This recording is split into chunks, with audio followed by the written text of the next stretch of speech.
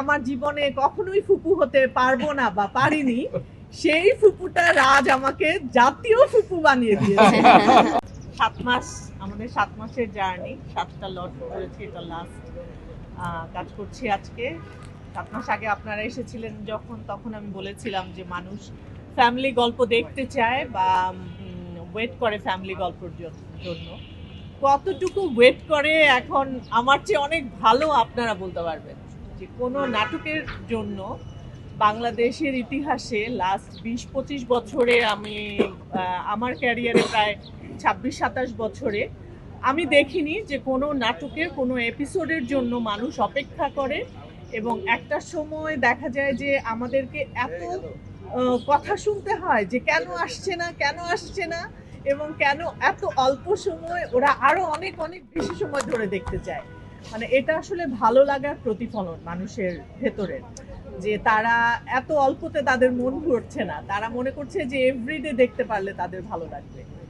এটা যে এত বড় আকারে মানুষের হৃদয়ে গিয়ে নাড়া দেবে সেটা আমরা আসলে বুঝতে পারিনি। আমরা শুরু করেছিলাম মনে করে, আমাদের চেষ্টা ছিল যে আমরা মানুষের ভালো লাগার জন্য কিছু করব, সেটা যে এত বেশি হয়ে যাবে ভালো লাগাটা, এটা আসলে আমরা আশা করিনি। এটার জন্য আমি বলবো যে সবার আগে তো রাজের সবচেয়ে বড় কৃতিত্ব, রাজ এভাবে চিন্তা করেছে এবং আমাদের দর্শকদের কাছে আমি অনেক অনেক কৃতজ্ঞ যে আপনারা আমাদেরকে এই জায়গায় আপনারা স্থান দিয়েছেন। অনেক ভালো লাগাটা আসলে, মানে আমি জানি না আর কখনো এই জায়গায় পৌঁছাতে পারবো কিনা বা এইরকম ভাবে আপনাদেরকে নাড়া দিতে পারবো কিনা। দোয়া করবেন সবাই।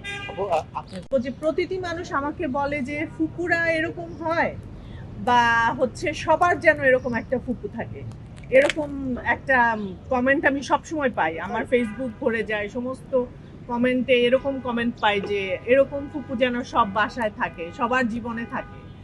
তো আজকে একটা কথা বলি যে আমার যেহেতু ভাই নাই, আমি আমার জীবনে কখনোই ফুপু হতে পারবো না বা পারিনি, সেই ফুপুটা রাজ আমাকে জাতীয় ফুপু বানিয়ে দিয়েছে। মানে এটা আসলে অনেক অনেক বড় ব্যাপার।